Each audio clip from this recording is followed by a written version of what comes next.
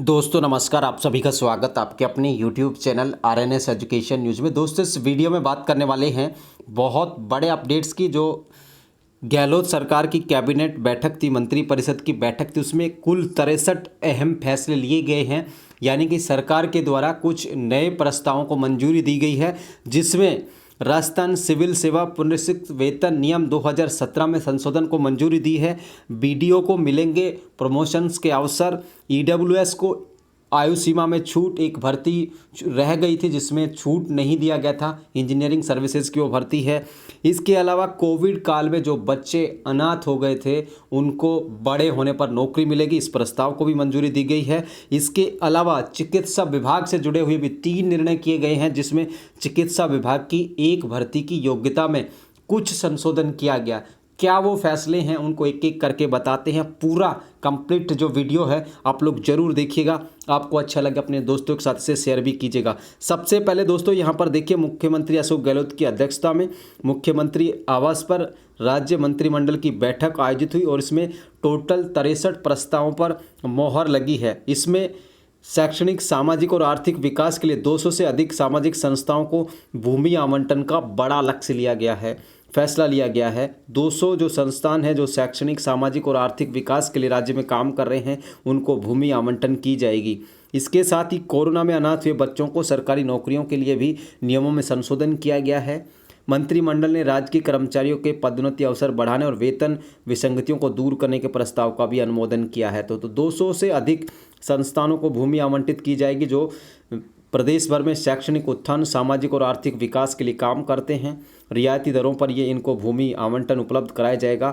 आरक्षित दर की राशि 10% इनको देनी होगी। मंत्रिमंडल ने पूर्व में स्वीकृत ऐसे 45 प्रकरणों में भी यह जो प्रावधान ये किया है। जिन संस्थानों ने राशि जमा नहीं करवाई है उन्हें भी 10% आरक्षित दर पर भूमि आवंटित की जाएगी। तो 200 संस्थान हैं जिनको ज़मीन दी जाएगी 10% जो आरक्षित राशि है उसके वेटेज पर।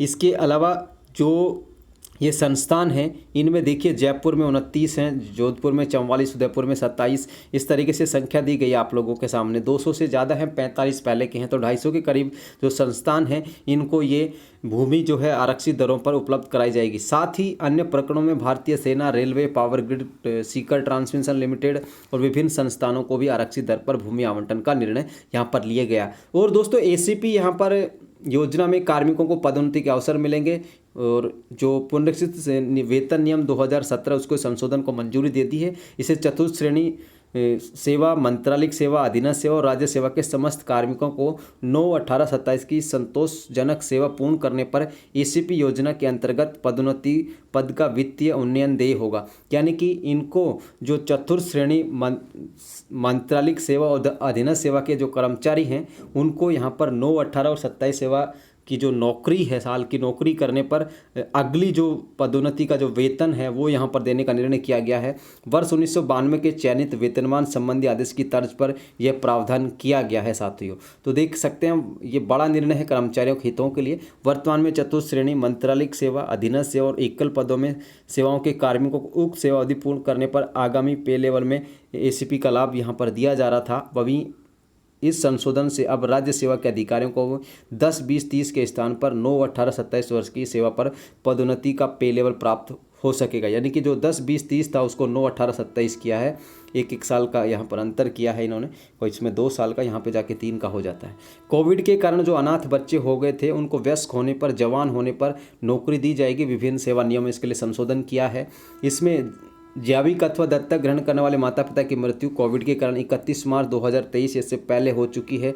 साथ ही ऐसे अनाथ बालक बालिका जिनके माता या पिता में से किसी एक की मौत पूर्व में हो चुकी है तो दूसरे की मृत्यु कोरोना के कारण हुई है, तो ऐसे बच्चे जो 18 साल के होंगे उनको वयस्क होने पर पे मैट्रिक्स लेवल 9 तक की नौकरी दी जा सकेगी। यानी कि जिन बच्चों के माता पिता, यानी समझिए इसको, बहुत काम की चीज़ है। ठीक है, आपके आसपास अगर ऐसे बच्चे हैं तो उनको थोड़ा सा अवेयर ज़रूर कीजिएगा। यहाँ पर देखिए इन्होंने बताया कि जिन बच्चों के माता पिता गुजर गए थे कोविड में, यानी कि अगर किसी का पिता पहले एक्सपायर हो गए थे, उनकी डेथ हो गई थी और माता उनकी कोविड के कारण मरी, कोविड काल में। तो उनके बच्चों को वयस्क होने पर, यानी कि उनके वो अनाथ हो गए, माता पिता दोनों चल बसे, तो उन ऐसे बच्चों को नौकरी दी जाएगी। मुझे लगता है ये निर्णय अपने आप में बहुत सर्वोत्तम निर्णय है, अच्छा निर्णय है, इसकी प्रशंसा हमें करनी चाहिए। तो ये है। दूसरा, कन्हैया हत्याकांड, आप लोगों ने देखा होगा उदयपुर में किस तरीके से 2 मुस्लिम आतंकवादियों ने एक टेलर की हत्या कर दी थी। आप सबने देखा होगा, वो आतंकवादी थे उदयपुर में, आप लोगों को ध्यान होगा। तो उसमें 2 सहयोग करने वाले थे जो गिरफ्तार करवाने में आरोपियों को, उसमें 2 युवक थे, प्रहलाद सिंह चुंडावत और शक्ति सिंह चुंडावत। इनको भी भाई नौकरी मिलेगी। ये भी बहुत काबिल तारीफ निर्णय है। कनिष्ठ सहायक नहीं, यानी कि इनको बाबू बनाया जाएगा एलडीसी के पोस्ट पर। इसके लिए भी इनको शिथिलन देकर नियुक्ति दी जाएगी, ठीक है। और ऐसे जो हैं और लोगों को भी यहाँ पर विषम परिस्थितियों में जो काम करके ऐसा साहस जुटाएंगे, उनके लिए भी एक तरीके से कैरेज होगा, वो भी आगे कर पाएंगे। तो ये 2 लोगों को यहाँ पर इनको नौकरी दी जाएगी। एक जो है ईडब्ल्यूएस वर्ग में आयु सीमा में छूट दी जाएगी। तो ईडब्ल्यूएस वर्ग के जो अभ्यर्थी हैं उनको राजस्थान स्टेट इंजीनियरिंग सर्विसेज में आरक्षित वर्गों के समान आयु सीमा में छूट मिलेगी। ये एक ऐसा डिपार्टमेंट बचा हुआ था साथियों, राजस्थान इंजीनियरिंग सर्विसेज, जिसमें जो ईडब्ल्यूएस अभ्यर्थी हैं उनको आयु सीमा में छूट नहीं मिल रही थी, लेकिन अब इसमें भी मिल सकेगी। इसमें पुरुषों को 5 साल और महिलाओं को 10 साल का छूट यहाँ पर मिलेगी। इसके अलावा दोस्तों, राजस्थान ग्रामीण विकास राज्य सेवा के जो अधिकारी हैं उनको भी पदोन्नति का लाभ मिलेगा। इसके लिए बीडीओ को पदोन्नत किया जाएगा। इसके लिए राजस्थान ग्रामीण विकास राज्य सेवा नियम 2007 में संशोधन किया गया है। इस स्वीकृति से इस सेवा के अधिकारी जो वर्तमान में वरिष्ठ वेतन श्रृंखला के पद पर कार्यरत हैं तथा राजस्थान ग्रामीण विकास राज्य सेवा में 10 साल की नौकरी कर चुके हैं, उनको चयनित वेतन श्रृंखला के पद पर पदोन्नति प्राप्त हो सकेगी। ये भी अच्छा निर्णय यहाँ पर किया गया। बीडीओ को यहाँ पर प्रमोशन के अवसर मिलेंगे, तो यहाँ पर आप लोग देख सकते हैं। इसके अलावा राजस्थान सिविल सेवा पुनरीक्षित नियम 2017 में संशोधन और प्रस्ताव को मंजूरी दे दी है। इस स्वीकृति से पुरातत्व और संग्रहालय, रोजगार, आबकारी, वन, पर्यटन तथा उद्योग विभागों में अतिरिक्त पदोन्नति के अवसर उपलब्ध हो सकेंगे। साथ ही मंत्रिमंडल ने अधीक्षक रेडियोग्राफर का विशेष वेतन 1000 रुपये से बढ़ाकर 1150 भी यहाँ पर किया है। ग्रीन हाइड्रोजन नीति 2023 को मंजूरी भी राजस्थान के मुख्यमंत्री अशोक गहलोत और उनकी मंत्रिपरिषद की बैठक ने दी है, ठीक है। वर्ष 2030 तक 2000 KTPA क्षमता की परियोजना स्थापना करने के लिए। इसके अलावा Rajasthan biomass a waste to energy नीति 2023 का अनुमोदन भी किया गया है। ठोस कचरे का निस्तारण इससे हो पाएगा, बायोमास, ठीक है। इसके अलावा दोस्तों, चिकित्सा विभाग का ये निर्णय है, फिजियोथेरेपिस्ट जो भर्ती योग्यता है 1965 नियम को यहाँ पर संशोधन किया। अब डिप्लोमा के साथ साथ सीनियर सेकेंडरी बायोलॉजी साइंस और राज्य सरकार से मान्यता प्राप्त संस्थान से bachelor in physiotherapy BPT course को भी सीधी भर्ती के लिए मान्य यहाँ पर किया गया है। तो आप लोग देख सकते हैं, डिप्लोमा के साथ साथ 12वीं साइंस और राज्य सरकार से मान्यता प्राप्त संस्थान से bachelor in physiotherapy BPT course को भी मान्य किया है। RMSSCL की तर्ज सरचार्ज दर अब 11 होगी। Rajasthan medical services corporation limited द्वारा राज्य सरकार के लिए औषधियों और उपकरणों की खरीद आपूर्ति किए जाने से प्राप्त 5% सरचार्ज को 11% यहाँ पे किया गया है। इससे RMSCL की कार्य योजना में विस्तार के अंतर्गत बजट घोषणा के क्रम में चिकित्सा संस्थानों का निर्माण किया जा सकेगा। 11% सरचार्ज किया गया 5 से बढ़ा करके।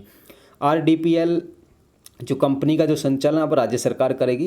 Rajasthan drug and pharmaceutical limited को राजकीय उपक्रम के रूप में संचालित करने का निर्णय यहाँ पर लिया गया है। इससे जीवन रक्षक दवाइयों का उत्पादन सुगमता से किया जा सकेगा। निःशुल्क दवा योजना में सस्ती और गुणवत्तापूर्ण औषधियों की उपलब्धता सुनिश्चित हो सकेगी। राज्य में रोजगार के नए अवसर मिल सकेंगे। यानी कि जो कंपनी है फार्मास्यूटिकल RDPL, इसको राज्य सरकार खुद चलाएगी, खुद के नियंत्रण में ले लिया है। इसके अलावा शिल्प व माटीकला बोर्ड अब श्री यादे माटीकला बोर्ड, इसका नाम चेंज किया है साथियों इन्होंने। मंत्रिमंडल ने शिल्प व माटीकला बोर्ड का नाम श्री यादे माटीकला बोर्ड करने का फैसला यहाँ पर लिया गया है। तो ये भी आप लोग देख सकते हैं, ठीक है दोस्तों। इसके साथ ही कर्माबाई महिला पॉलिटेक्निक राजकीय औद्योगिक प्रशिक्षण संस्थान सीकर का नाम कर्माबाई राजकीय औद्योगिक प्रशिक्षण संस्थान लक्ष्मणगढ़ सीकर करने का निर्णय लिया है दोस्तों। यहाँ पर ये भी आप लोग देख सकते हैं। आयरन और बेनिफिकेशन और स्टील प्लांट के लिए भी यहाँ पर भूमि आवंटन यहाँ पे किया गया है। और अन्य जो निर्णय किए गए हैं उसमें ये बताया गया कि मंत्रिमंडल बैठक में भारत में पूर्व निरस्त किए गए खनन पट्टे क्वारी लाइसेंस को अन्यत्र पुनर्वासित किए जाने और सूचना जनसंपर्क विभाग के डिजिटल विज्ञापन हेतु नीति के संबंध में भी निर्णय यहाँ पर लिए गए हैं। तो ये पट्टों से रिलेटेड है भरतपुर में, और सूचना और जनसंपर्क विभाग के डिजिटल जो विज्ञापन नीति है उसके संबंध में निर्णय लिए गए। तो काफ़ी अच्छे निर्णय लिए गए। अगर मैं अपने आप के कुछ अगर अपने आधार पर बताऊं तो चिकित्सा के लिए जो 2-3 निर्णय वो भी बहुत महत्वपूर्ण है। कोरोना में जो बच्चे अनाथ हो गए थे उनको नौकरी का निर्णय तो बहुत ही बेहतर है। इसके अलावा ईडब्ल्यूएस की बात करें उनका भी, और ये जो कुछ कर्मचारी से जुड़े हुए मुद्दे हैं इनका भी यहाँ पर सरकार ने अच्छा निर्णय यहाँ पर लिया। तो ये जानकारी थी साथियों, फिलहाल के लिए इस वीडियो में इतना ही। जय हिंद, जय भारत।